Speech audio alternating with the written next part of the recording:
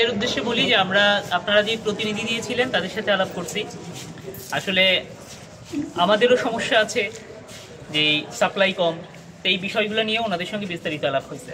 তো সব কিছু মিলিয়ে আমরা যেই সিদ্ধান্তে আসছি যে আমরা এক সপ্তাহের মধ্যে আমাদের চলমান সংকট বা সমস্যাটা আমরা সমাধান করে ফেলব। এই ক্ষেত্রে আপনাদের যে আন্তরিকতার যেটা প্রয়োজন সে বিষয়ে আমরা কথা বলছি যে আমার ফোন নাম্বার দিয়ে দেওয়া হয়েছে, আমার কৃষি অফিসারের ফোন নাম্বার আপনাদের কাছে দিয়ে দেওয়া হয়েছে।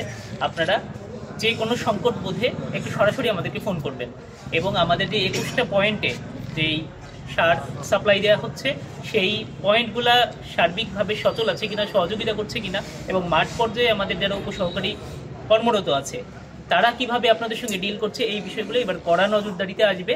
তবে আমি আগেও যেটা বলেছিলাম আবারও বলি যে আপনারা যদি কৃষি অফিসারকে, ইউনোকে এই বিষয়টা জানান, আমাদের পক্ষে তড়িৎ সমাধান করতে আলোচনা করে বা স্পটে গিয়ে এটা সহজ হয়।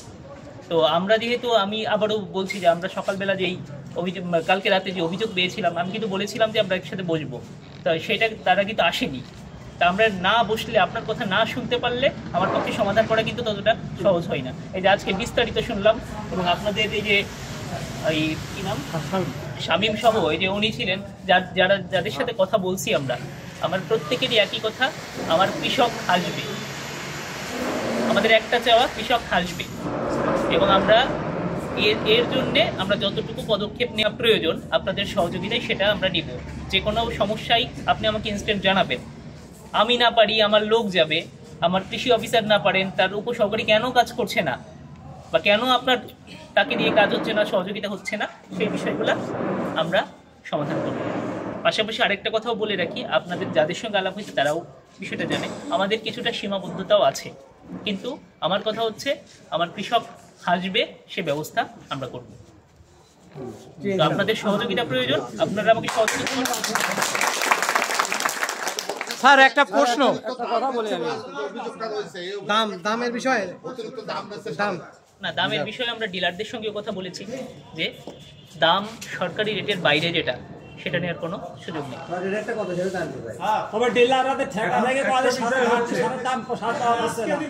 একটু বলি আমরা, একটু বলি প্লিজ, একটু বলি। আপনারা অভিযোগ করেছেন, আস্তে আস্তে আস্তে আমি বলেছি একটু বলতে দেন, স্যারকে বলতে দেন। 20 টাকা সার দিচ্ছে না, যদি কই ভাই 25 টাকা কে দেবেন দেন, তখন পকেটে বাইকে দেয়, অর্থাৎ 20 এ সার দেবেন। ঠিক।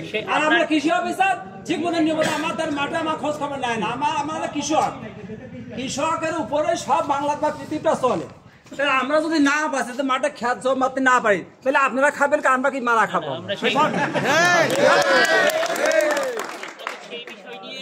আপনারা যারা প্রতিনিধি পাঠিয়েছিলেন তাদের সঙ্গে আমার কতক্ষণ আলাপ হয়েছে? প্রায় 1.5 ঘন্টা মতো। আমার কথাটা শুনে মাঠের ফসল বলতে দেন ওনাকে। প্রায় 1.5 ঘন্টা মতো আলাপ করছি।